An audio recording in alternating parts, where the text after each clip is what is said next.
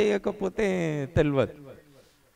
So అబద్ధం ఆడుట మొదట మానేయాలి, వేషధారణ మనము మానేయాలి అని చూసాం. దాని తర్వాత మనము మరి యాకోబు పత్రికలో మొదటి అధ్యాయము మరి 18వ వచనం నుండి చూస్తే మనము మీరు మరి సత్యవాక్యం చేత దేవుడు మిమ్మల్ని కన్నాడు కాబట్టి మీరు ఈ సంగతులు ఎరుగుదురు గనుక ప్రతి మనుషుడు మాట్లాడుటకు నిదానించాలని,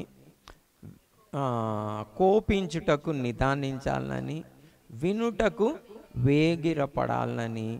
మరి ఎందుకంటే నరుని కోపము దేవుని నీతిని నెరవేర్చదు. కాబట్టి 3 విషయాలు మనం చూసినాం. మాట్లాడుటకు నిదానించాలి, మరి వినుటకు వేగిరపడాలి, మరి కోపించుటకు నిదానించాలి అని చూసి మరి దాని తర్వాత ఏమని లోపల నాటబడి మీ ఆత్మలను రక్షించుటకు శక్తిగల వాక్యంని సాత్వికంతో అంగీకరించాలన్న విషయాన్ని మనము చూసినాం. సాత్వికంతో అంటే మనము ప్రశ్నించకుండా దేవుని యొక్క మాటని వినడం అనేది ఏదైతున్నదో దాన్ని సాత్వికం అని చూసాం. యేసుక్రీస్తు ప్రభు సాత్వికుడును దీన మనసు కలవాడును అని చూసాం. ఎందుకు చూసాము? సాత్వికుడు ఎందుకు? ప్రశ్నించకుండా నీ చిత్తమే జరుగునుగాక అని తండ్రికి ప్రార్థన చేసిండి. ఏ మరణానికి? సిల్వ మరణానికి. ఒకరు నా మీద ఉమ్మివేసిన నెమ్మదిగా ఉండాలి, ఒకరు నా గడ్డం పరికి వేసినా, ఒకరు చెంప మీద కొట్టినా నేను నెమ్మదిగా ఉండాలి, అన్యాయపు తీర్పు నొందినా నేను నెమ్మదిగా ఉండాలి, కొరడాలతో కొట్టిన సిల్వకి మరి మేకులతో దిగగొట్టిన, అనరాని మాటలన్నా, అవమానించిన, నిందించిన, ఇన్ని చేసినా కానీ మరి బొచ్చు కత్తరించు వాని ఎదుట గొర్రె మౌనంగా ఉన్నట్లు ఆయన ఉండి న్యాయంగా తీర్పు తీర్చు దేవునికి తనను తాను అప్పగింది. దాన్ని సాత్వికం. నేను పరిశుద్ధుడను, నాలో ఏ పాపం లేదు, నేను ఏ తప్పు చేయలేదని యేసుక్రీస్తు ప్రభు ఆర్గ్యూ చేసిండు ఆ శిలువ పైన? చేయలే. ఆయన పరిశుద్ధుడు, ఆయనలో ఏ పాపం లేదు. అయినా కానీ దేవుని యొక్క చిత్తంకి ఆయన లోబడ్డాడు. సో అలా మనం తప్పు చేయకపోయినా దేవుడు ఏదైతే చెప్తా ఉన్నాడో దాన్ని చేసినట్టయితే దాన్ని మనం సాత్వికము అంటాం. యేసుక్రీస్తు ప్రభు ఏదైనా తప్పిదం చేసిండా, పాపం చేసిండా? చేయలే. సో మనం కూడా తప్పిదం చేయకపోయినా, పాపం చేయకపోయినా దేవుడు చెప్పింది చేయాలి. ఒక్క చెంప మీద కొడితే రెండో చెంప చూపించాలి. మరి పై వస్త్రం తీసుకుంటే అంగిని కూడా ఇచ్చేయాలి. మీరు అలా కనుక మనం సాత్వికంతో దేవుని మాట విన్నామనుకోండి, ఎలాగనైతే దేవుడు మృతులలో నుండి యేసుక్రీస్తు ప్రభుని లేపిండో చూడండి, మీ పక్షాన కూడా దేవుడు మరి న్యాయం చేస్తాడు తప్పంటే. ఎలాగనైతే యేసుక్రీస్తు ప్రభుని మృతులలో నుండి లేపి మరి అన్ని నామముల కంటే పైనామం యేసుక్రీస్తు ప్రభుకి ఇచ్చారు. ఇప్పుడు ఈ లోకంలో ఏదైనా నామం ఉంది, పైన ఆకాశం అందే కానీ కింద భూలోకం అందే కానీ, మరి ఆ నామం ఏది? యేసుక్రీస్తు ప్రభే. యేసుక్రీస్తు ప్రభు లాంటి పరిశుద్ధుడు ఎవ్వడు కూడా చరిత్రలో లేరు, ఇంకా ఉండబోరు కూడా. అలాగా దేవుడు యేసుక్రీస్తు ప్రభు ఒక నామంకి అలా హెచ్చించాడు. అలాగనే మనకు కూడా అలా మరి మంచి పేరుని, ఘనతని దేవుడు ఖచ్చితంగా ఇస్తాడు. ఎప్పుడైతే మనం సాత్వికంతో దేవుని యొక్క వాక్యంని అంగీకరిస్తామో. నిజంగా ఒకవేళ క్రైస్తవులు కనుక ఇలా సాత్వికంతో దేవుని ఒక మాటను అంగీకరిస్తే ఏ చర్చి పొట్లాటలలో నేను అనుకుంటున్నా పోలీస్ స్టేషన్కి పోతారా? ఎంత పరిచర్య చేస్తేంది? ఎన్ని సంవత్సరాల నుండి చేస్తేంది? పోతారా? యేసుక్రీస్తు ప్రభు అన్యాయం చేసిండా? అన్యాయం చేయలే. పాపం చేసిండా? చేయలే. అయినా కానీ అన్యాయం సహించిండు. అలా మనల్ని చేయమన్నాడు. చేయొద్దన్నాడు. అలానే చేయమన్నాడు కదా. ఒక చెంప మీద పడితే రెండో చెంప మీద. వ్యాజ్యమాడి అన్యాయంగా మన పైవసరం తీసుకుంటే అంగెని కూడా ఇచ్చేయమన్నాడు. అంటే మీ ఇంట్లో ఎవరైనా అన్యాయంగా వచ్చి వ్యాజ్యమాడి టీవీ తీసుకుపోతే ఫ్రిడ్జ్ కూడా ఇచ్చేయమన్నాడు అని అర్థం అన్నమాట. అలా ఎవరైనా మీరు వింటున్నారా? సాత్వికంతో దేవుని యొక్క మాటను అంగీకరించట్లే. ఆ సాత్వికమే లేదు. పాడమనండి, స్వార్థం ఎరుగని సాత్వికుడా నీకు సాటి ఎవ్వరు అని గట్టి గట్టిగా పాడుతారు. కానీ మనల్ని కావద్దన్నాడా? సాత్వికులు ధన్యులు, వారు భూమిని స్వతంత్రించుకుంటారు. సో ఎప్పుడైతే మనము అలా సాత్వికంతో ఉంటామో మొట్టమొదటి ఆశీర్వాదం ఏందో తెలుసా? బైబిల్ గ్రంథంలో అసలు ఆశీర్వాదం అంటే ఏంది? ఆశీర్వాదం అంటే మనకి మొదటి అధ్యాయంలో ఉన్నది. బైబిల్ మొదటి పేజీలో ఆశీర్వాదం ఉన్నది. ఆ ఆశీర్వాదంని అందరు క్లెయిమ్ చేసుకోరు, దాన్ని పట్టించుకోరు, దాన్ని వర్ణించరు, దాన్ని చెప్పరు. చాలా మట్టుకు నేను మీరు వింటే బేష్, ఎవరైనా వర్ణిస్తే. ఆ ఆశీర్వాదంని మనం ఈరోజు చూద్దాం. ఆదికాండం మొదటి అధ్యాయం ఏదైతున్నదో చూడండి. మొదటి అధ్యాయము మనము 27వ వచనమా చూద్దాం. మనం ఆదికాండం మొదటి అధ్యాయము మరి 27, 29, 28 నుండి మనము మరి ఆ ఆశీర్వాదాన్ని చూద్దాం. మనం చదవండి. ఆదికాండము మొదటి అధ్యాయం. ఇది యాక్చువల్ ఆశీర్వాదం. ఈ ఆశీర్వాదం పొందకుండా ఇంకా ఏవైనా ధనఘనతలు, బిల్డింగ్లు, కార్లు, ఉద్యోగాలు, తలగా చేయని, రాజుగా చేయని అన్నీ నరకానికి తీసుకుపోయేటివే చూడండి. అంటే నీకేమున్నా, నువ్వు లోకమంతా సంపాదించుకున్నా, అన్నీ ఖచ్చితంగా నరకానికి పోయేటివే, ఎన్ని ఆశీర్వాదాలు ఇచ్చినా. సో ఇప్పుడు మనం అనుకుందాము, ఈ ఆశీర్వదింపబడ్డాడు అని అంటే సొలొమోన్కి దేవుడు ఎంత ఇచ్చిండు అనుకుంటున్నారు? ఎంత ఇచ్చిండు? మామూలుగా ఇచ్చిండు అంటావా? ఆయన షిప్లలో బంగారం తెచ్చుకుంటున్నాను అంటానండి. ఓడల ఓఫీర్ బంగారం, అది కూడా. ఆయన ఒక పాలనలో బంగారం ఇనుము పడుంటుంది కదా, ఇక్కడ మన మూలలు అలా పడుంటాయి కదా వీధులలో, రోడ్ల, అట్లా పడుంటుండేనంట బంగారం. టన్నుల బంగారంతో మందిరం కట్టిండ్రు. టన్ అంటే 1000 కిలోలు, టన్నుల బంగారంతో. సో అలా అది. కానీ మంచి పేరు సంపాదించుకుండా సొలొమోను.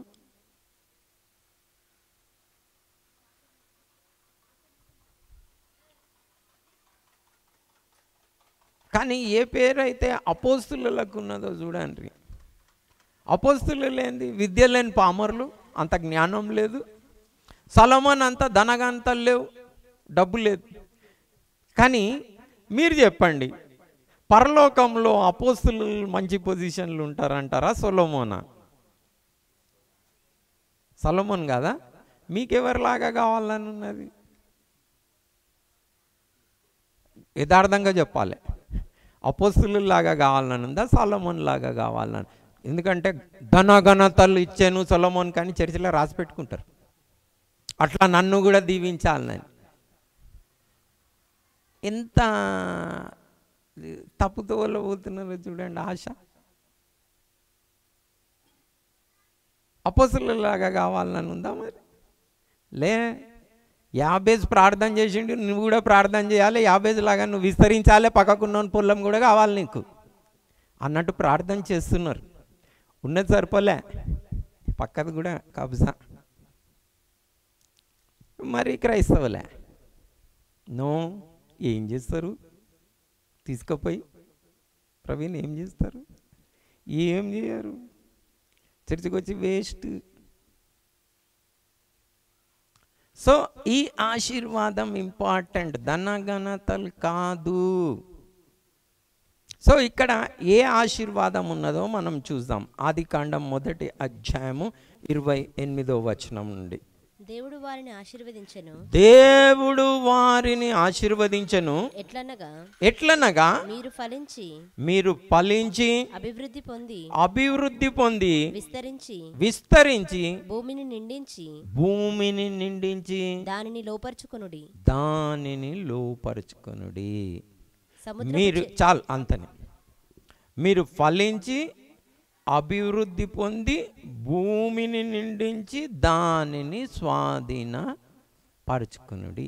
భూమిని స్వాధీనపరచుకునుడి అంటే ఏంది అసలు? మనకి యేసుక్రీస్తు ప్రభు చెప్పిండు, సాత్వికులు ధన్యులు, వారు భూమిని స్వతంత్రించుకున్నాడు. ఇంకా స్వాధీనపరచుకున్నాడు ఒక్కటే. దాన్ని మనము స్వాధీనపరచుకున్నాం అంటే కంట్రోల్లో తెచ్చినాం, స్వతంత్రించుకున్నాం అంటే దాన్ని సంపాదించుకున్నాం, దాన్ని గెలిచినాం. ఇప్పుడు మన భారతదేశంలో మనకి స్వాతంత్రం లేకుండే, బ్రిటిష్ వాళ్ళు ఉండే. మనం ఏం చేసినాం? పోరాడి స్వతంత్రించుకున్నాం. మన దేశంని మనం స్వతంత్రించుకున్నాం, బ్రిటిష్ వాళ్ళు పరిపాలిస్తుంటే. సబ్డ్యూ చేసినాం అంటే కూడా అదే అర్థం. అంటే మనము దాన్ని స్వాధీనపరచుకున్నాము అంటే కూడా సేమ్ అర్థం. సేమ్ యేసుక్రీస్తు ప్రభు ఏదైతే చెప్పాడో. సో ఏంది భూమిని ఎవరు స్వాధీనపరచుకుంటారు? సాత్వికులు. సాత్వికులు ఎవరు? యేసుక్రీస్తు ప్రభు చూపెట్టిన సాత్వికులు. సాత్వికం అంటే అన్యాయము చేసినప్పటికీ, అవమానించినప్పటికీ, నిందించినప్పటికీ, బాధ పెట్టినప్పటికీ, దూషించినప్పటికీ నోరు తెరవకుండా మౌనంగా ఉండి దేవుని ఆజ్ఞలని గైకొనేవాడు. వాళ్ళే భూమిని స్వతంత్రించుకుంటారు. ఎవరి భూమి చిత్రానికి? మనమెవరము?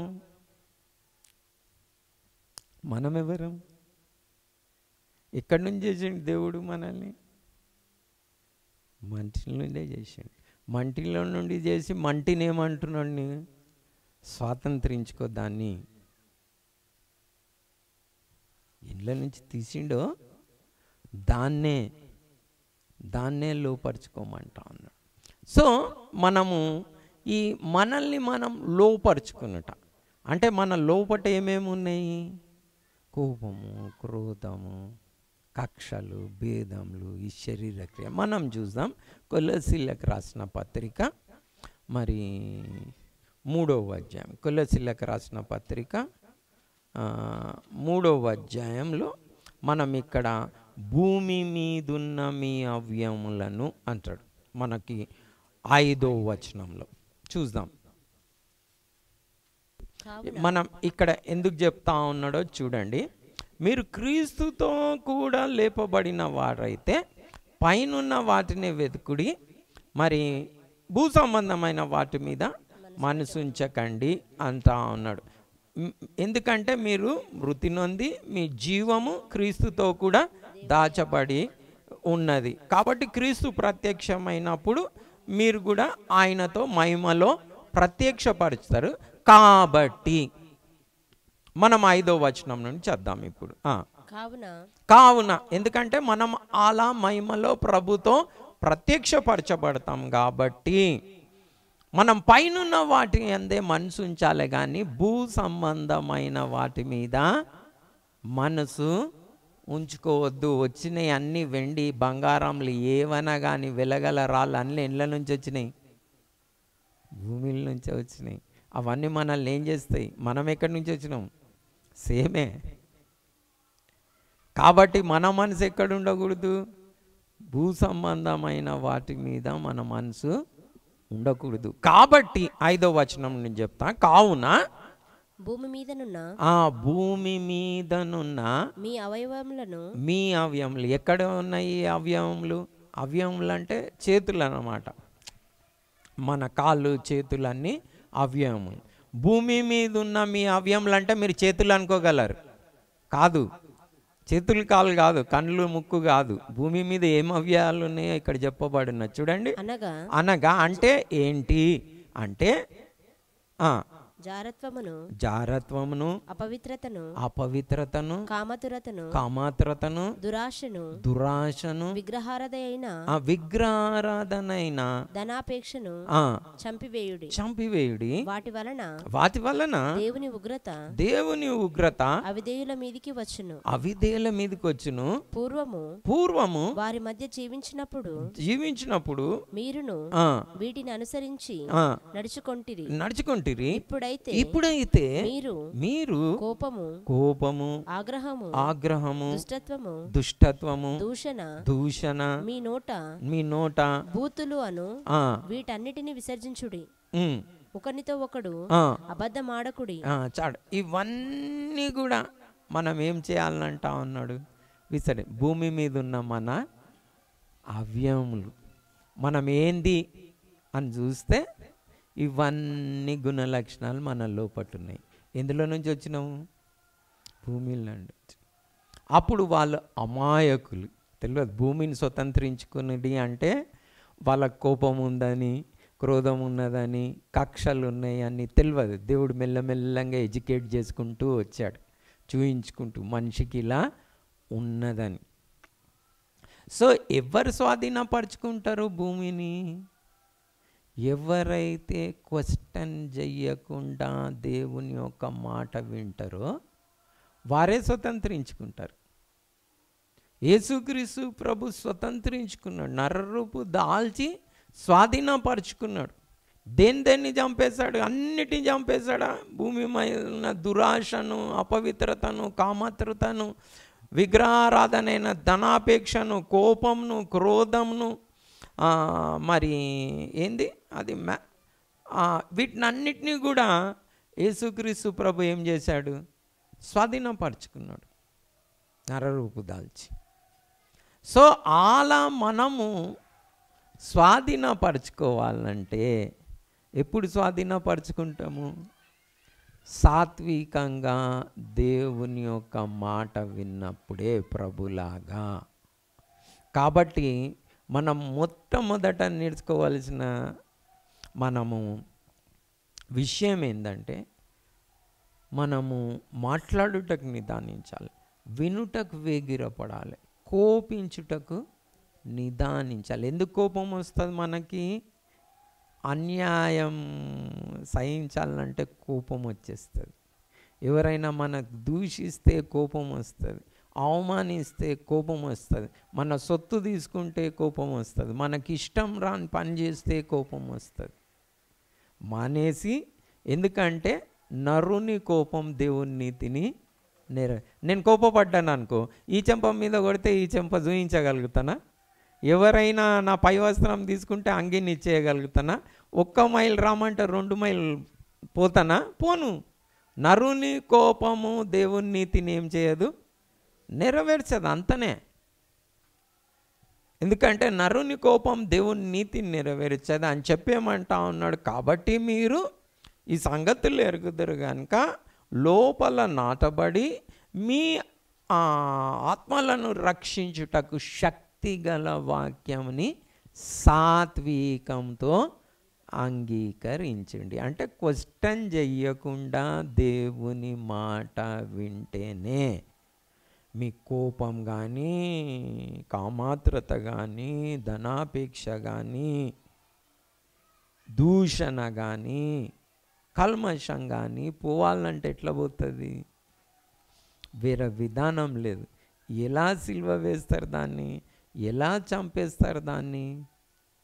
సిల్వను మోసుకొని ఇవన్నీ చేస్తున్నా కానీ మన చేతులు చాపితేనే తప్ప, అవన్నీ చేస్తే ఇంకా చేతులు చాపేసాలి, కొట్టినైనా కుట్టు అంటేనే తప్ప ఇవన్నీ పోతాయి. లేకపోతే పోయే ఛాన్సెసే లేదు. నేను ఇంకా ఏమవుతున్నదో చూస్తున్నా తెలుసా. బాప్తిజం తీసుకున్నప్పుడు కోపం తక్కువ ఉంటే బాప్తిజం తీసుకున్న 10 ఏళ్ళకి అది డబుల్ అయింది, ట్రిపుల్ అయింది. ఇంకా వీళ్ళు బాప్తిజం తీసుకొని ఏం ప్రయోజనము? ఇంకా ఎన్నో దినాలు ఉపవాసం ఉండి ఏం ప్రయోజనము? రోజు ప్రభు బల్ల తీసుకొని ఏం ప్రయోజనము? ఏం ప్రయోజనం? ప్రభు బల్ల తీసుకుంటే తగ్గుకుంటూ రావాలి, లేకుంటే తీసుకొని తీసేసుకున్నా అని రోజు చెడిపోతే ఏం ప్రయోజనం? ప్రయోజనం ఏం లేదు.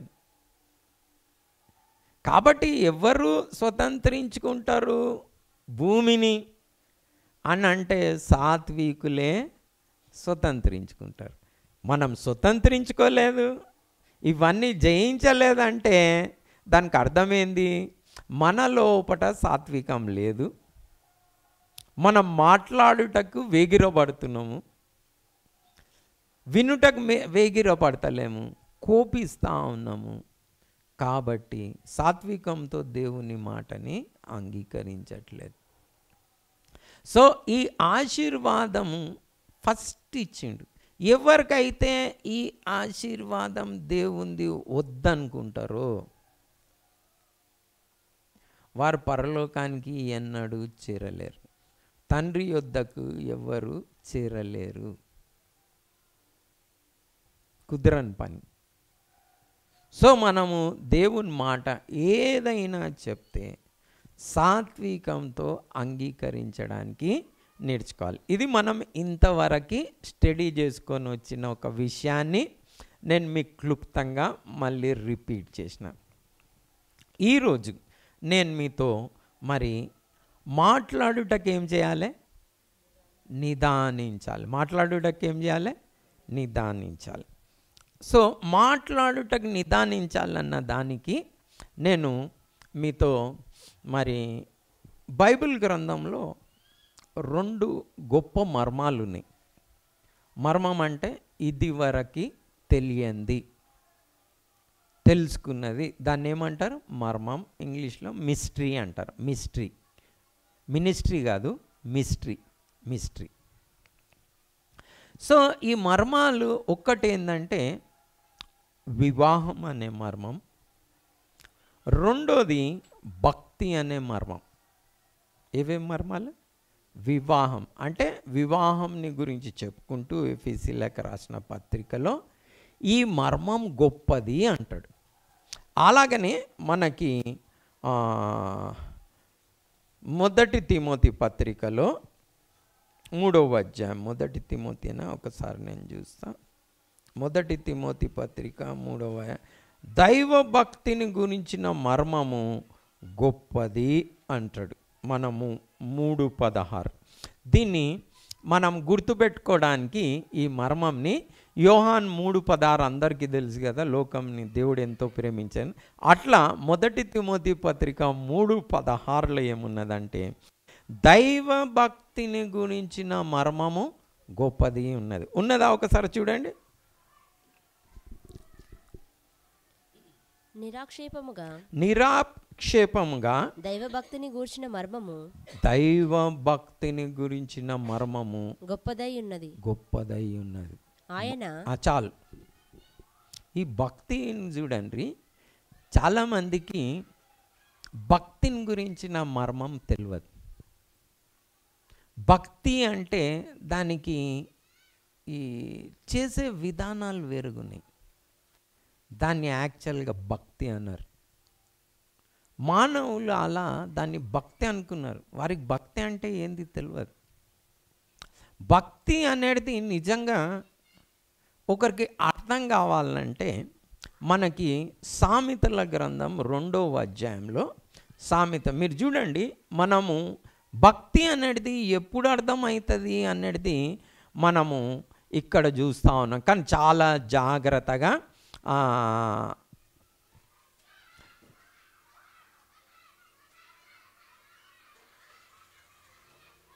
అంటే ఈ ప్యాసేజ్ని అంతా మీరు చాలా చక్కగా చదివితే మనకి భక్తి అనేది ఉంటుంది. సో చాలా జాగ్రత్తగా అందరం మొదటి నుండి ఫస్ట్ 5 వచనాలు చద్దాం.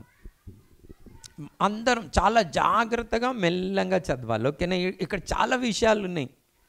ఎప్పుడు మనకు భక్తి అర్థమవుతుంది అన్నది ఇక్కడ ఉన్నాయి. యాక్చువల్ మనం 9 వచనాల దాకా చదవాలి, కానీ 10 వచనాలు చదవాలి. ఆ 10 వచనాలు చదవాలంటే చాలా కాన్సన్ట్రేషన్ కావాలి. మీరు అనుకోవచ్చు 10 వచనాలు చదివితే అయిపోయింది అనుకోవచ్చు, లే. కాబట్టి ఫస్ట్ మొదటి 5 వచనాలు చద్దాం మనం, ఓకే? కాబట్టి మీరందరూ కూడా ప్రార్థన పూర్వకంగా భక్తి అర్పకంగానికి మొదటి 5 వచనాలు అయితే ముందు చదువుదాం, ఓకే? చద్దాం, చదువు పాప. నా కుమారుడా, నీవు నా మాటలను అంగీకరించి నా ఆజ్ఞలను నీ యొద్ద దాచుకొనిన ఎడల జ్ఞానమునకు నీ చెవియొగ్గి. నా మాటలు, నా కుమారుడా, నీవు నా మాటలను అంగీకరించిన ఎడల, ఆజ్ఞలు అని ఉన్నది ఇంగ్లీష్ బైబిల్లో. నా ఆజ్ఞలను నీ యొద్ద దాచుకొనిన ఎడల జ్ఞానమునకు నీ చెవియొగ్గి హృదయపూర్వకముగా వివేచన అభ్యసించిన ఎడల తెలివికై మొరపెట్టిన ఎడల వివేచనకై మనవి చేసిన ఎడల వెండిని వెదికినట్లు దానిని వెదికిన ఎడల దాచబడిన ధనము వెదికినట్లు దానిని వెదికిన ఎడల యెహోవా యందు భయభక్తులు కలిగి ఉండుట ఎట్టిదో నీవు గ్రహించెదవు. దేవుని గూర్చిన జ్ఞానము నీకు లభించును. ఎప్పుడు నీకు తెలుసుకుంటావు? గ్రహించుట అంటే నీకు అర్థమవుతుంది. ఎప్పుడు అర్థమవుతుంది నీకు? యెహోవా యందు భయభక్తులు ఊరికేనే అర్థమైపోతుందా? ఇక్కడ ఎన్ని పాయింట్లు ఉన్నాయి ఒకసారి కౌంట్ చేస్తారా? అప్పుడు అని ఉందా 5వ వచనం? అప్పుడు యెహోవా యందు భయభక్తులు కలిగి ఉండుట ఎట్టిదో నువ్వు గ్రహించెదవు. దేవుని గురించిన జ్ఞానము నీకు లభిస్తుంది. ఊరికనే రాదు దేవుని గురించిన జ్ఞానం, ఊరికనే అర్థం కాదు. యెహోవా యందు భయభక్తులు ఉండుట అంటే ఏంది అని.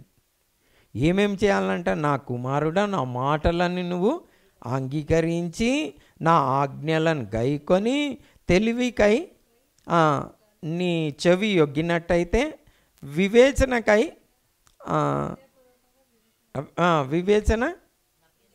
అభ్యసించిన ఎడల 4 తెలివికై మొరపెట్టిన ఎడల 5 వివేచనకై మనవి చేసిన ఎడల 6 వెండిని వెదికినట్టు దాన్ని వెదికిన 7 దాచబడిన ధనమును వెదికిన ఎడల యెహోవా యందు భయభక్తులు కలిగి ఉండుట ఎట్టిదో నీవు గ్రహించెదవు. ఇలా ముర్రపెట్టే వారిని చాలా తక్కువ మందిని చూసిన. కాబట్టి భక్తి అంటే ఏందో అసలు చాలామంది క్రైస్తవులకి ఈ మర్మమే అర్థం కాలే. అలా వెతుకుతున్నారా జ్ఞానము వివేచన కొరకు, దేవుని ఆజ్ఞలను గైకొనడానికి? తెలివికై మొరపెడుతున్నారా? తెలివి జ్ఞానం వివేచనకై మొరపెడతలేడు. ధనమియ్యి, తలగా చెయ్యి, నాకు ఇల్లు ఇయ్యి, వేరే ఏవనియ్యి, ఆరోగ్యం ఇయ్యి. ఆరోగ్యం ఉండి ధనం ఉండి తలగా అయ్యి తెలివి లేకపోతే ఏం చేస్తావు నువ్వు? చిన్నపిల్లలకు 1 కోటి రూపాయలు ఇచ్చిండ్రు అనుకో, చిన్నోళ్ళు ఎవరు లేరా గ్లోరీ గిట, ఆ 1 కోటి రూపాయలు ఇస్తే ఏం చేస్తారు? చాక్లెట్లు బిస్కెట్లు కొనుక్కుంటారు, ఇంకేం చేస్తారు? ఇక నీళ్ళే తాగారు, కోకే తాగుతారు కదా, అన్నమే తిన్నారు. ఏమవుతుంది? 60 ఏండ్ల ప్రభు దగ్గరికి పోయేడితే 6 ఏండ్లకే పోతారు. పోతారా? పోతారు. అన్నం తినకుండా చాక్లెట్లు బిస్కెట్లు కోకులు తాగితే ఏం చేస్తారు? తెలియదు కదా వాళ్ళకి ఏది ప్రెషియస్. అది టేస్టీగా అనిపిస్తాయి చాక్లెట్లు, బిస్కెట్లు, కోక్లు, ఎగ్ పఫ్లు. అన్నం అన్నం ఎక్కడ, ఈ కూక్ ఎక్కడ, చాక్లెట్, అబ్బా ఎంత మజా వస్తుంది ఐస్ క్రీమ్లు తింటా ఉంటే కదా. వాళ్ళు ఏం చేస్తారు చెప్పండి? అట్లా పాడైపోతారు. జ్ఞానం కావాలి, తెలివి కావాలి, వివేచన కావాలి, ఏది మంచిది ఏది చెడు దానికి మొర్ర పెట్టాలి. అప్పుడు యెహోవా యందు భయభక్తులు నీవు గ్రహించెదవు. అంటే నేను ఖాళీ, ఇంకా 5 వచనాలు కూడా ఉన్నాయి, మనం వాటిని చదివితే ఇంకా సమయం. కింది 5 వచనాలు కూడా మీరు ఇంకా 10 సార్లు ఇంటికి పోయిన తర్వాత చదవండి, ఫస్ట్ 10 వర్సెస్. అప్పుడు నీకు అలా చేసినట్టయితే జ్ఞానం నీ హృదయంలో వచ్చును. 10వ వచనం చదవండి, 9వ వచనం చదవండి. అప్పుడు నీతి న్యాయములను యథార్థతను ప్రతి సన్మార్గమును నీవు తెలుసుకొందువు. జ్ఞానము నీ హృదయమున చొచ్చును. అప్పుడు వస్తుంది నీకు జ్ఞానం. నీ హృదయంలో ఏం చేస్తుందంట? జొచ్చునంట. లేకపోతే నీ హృదయంలోకి జొచ్చదు, అది బండ. హృదయం ఏంది? బండ. అంటే బండ అని దానికి ఎందుకంటారో తెలుసా? బండవారా, మనిషి కాదా నువ్వు అంటారు కదా, ఎందుకంటారో తెలుసా మీకు? బండవా నువ్వు, మనిషివి కాదా అని ఎందుకంటారో బన్నీ తెలుసా మీకు? కొంతవరకు తెలుసా? చెప్పు.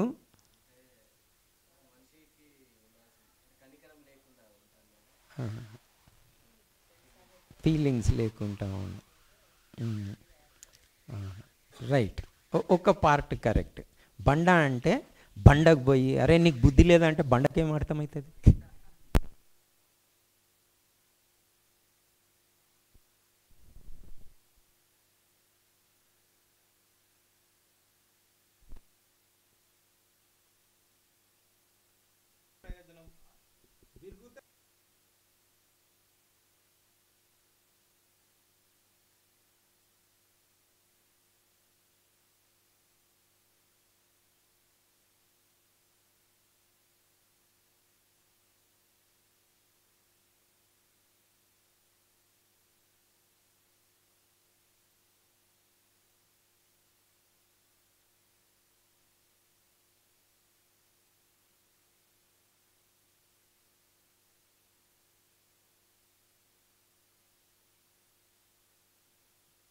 హృదయంలో నాటబడి మీ ఆత్మలను రక్షించుటకు శక్తి గల వాక్యంని, సాత్వికం అక్కడ పోయింది, ఎంటర్ అయ్యింది. దాన్ని అండర్స్టాండ్ కావాలంటే ఈ భక్తి, మరి మనం ఇలా ముర్ర పెట్టినప్పుడే ఈ భక్తి మనం అండర్స్టాండ్ చేసుకోవాలి. సో ఇప్పుడు నేను ఖాళీ క్లూ ఇచ్చిన, మర్మంని గురించి అలా కొంచెం ఇంట్రడక్షన్ ఇచ్చిన, మీరు దీన్ని చదవండి అంతా, ఓకేనా? ఇప్పుడు భక్తి అంటే ఏంది అని 2-3 వచనాలను చూసుకొని మనం నెక్స్ట్ వీక్ కంటిన్యూ చేసుకుందాం. ఓకే, ఇప్పుడు మనము 34వ కీర్తనని మనం చద్దాం. ఇక్కడ దావీదు మరి భక్తి అంటే ఏందో చెప్తా ఉన్నాడు. నేను అనుకుంటా ఉన్నా ఎన్నో వచనమో చెప్తా. ఓకే, 11వ వచనం నుండి మనం చద్దాం. ఇది కూడా చాలా జాగ్రత్తగా మనం వినాలి. ఓకే. పిల్లలారా మీరు వచ్చి నా మాట వినుడి. చూడండి, పిల్లలారా మీరు వచ్చి నా మాట వినుడి. యెహోవా యందలి భయభక్తులు మీకు నేర్పెదను. పిల్లలారా మీరు వచ్చి నా మాట వినుడి, యెహోవా యందు భయభక్తులు మీకు నేర్పెదను. బ్రతకగోరువాడెవడైనా ఉన్నాడా? మేలు నొందుచు అనేక దినములు బ్రతకగోరువాడెవడైనా ఉన్నాడా? చెడ్డ మాటలు పలకకుండా తన నాలుకను, నీ నాలుకను కపటమైన మాటలు పలకకుండా నీ పెదవులను కాచుకొనుము. కీడు చేయుట మాని మేలు చేయుము. సమాధానము వెదికి దాని వెంటాడుము. ఎందుకంటే యెహోవా కన్నులు నీతిమంతుల మీద ఉన్నవి, ఆయన చెవులు వారి మొరలమి. సో భక్తి అంటే ఇక్కడ ఏం చెప్తా ఉన్నాడు? మంచి దినములు ఎవరికి వస్తాయి?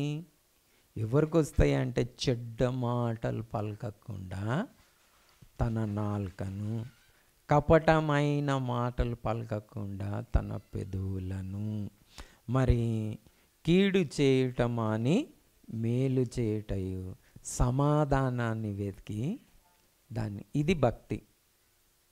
అంటే ఇక్కడ నంబర్ 1 ఏది ఉన్నదంటే నీ టంగ్ని కంట్రోల్ చేసుకో, చెడ్డ మాటలు పలకకుండా నీ నాలుకను, కపట మాటలు పలకకుండా నీ పెదవులను కాచుకో, ఇది భక్తి అంటా ఉన్నాడు. సో భక్తి అంటే ఇది.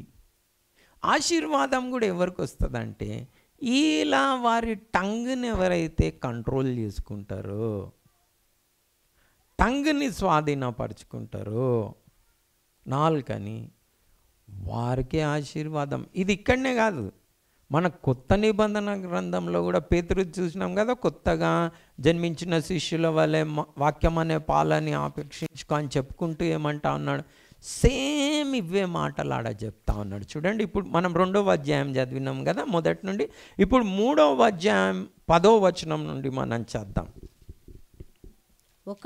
మొదటి పేతురు పత్రిక 3వ అధ్యాయము 10వ వచనం నుండి. 1 Peter 3:10. జీవమును ప్రేమించి, చూడండి, జీవమును ప్రేమించి మంచి దినములు చూడగోరువాడు, మంచి దినములు చూడగోరువాడు చెడ్డదాన్ని పలకకుండా తన నాలుకను, ఫస్ట్ నాలుకను కంట్రోల్ చేసుకోవాలి ఆశీర్వాదం కావాలంటే. మంచి దినములు నీకు రావాలంటే ఫస్ట్ టంగ్, నాలుకను, కపటపు మాటలు చెప్పకుండా తన పెదవులను కాచుకొనవలెను. అతడు కీడు నుండి తొలగి మేలు చేయవలెను. సమాధానమును వెదకి దాని వెంటాడవలెను.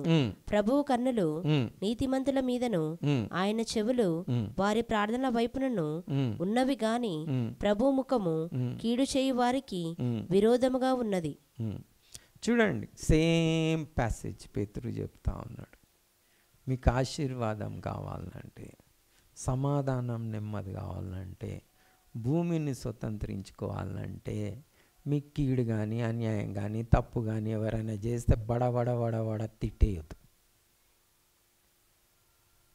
నాలుకని కంట్రోల్ చేయాలి ఫస్ట్. నాలుకని ఎవరైతే కంట్రోల్ చేయరో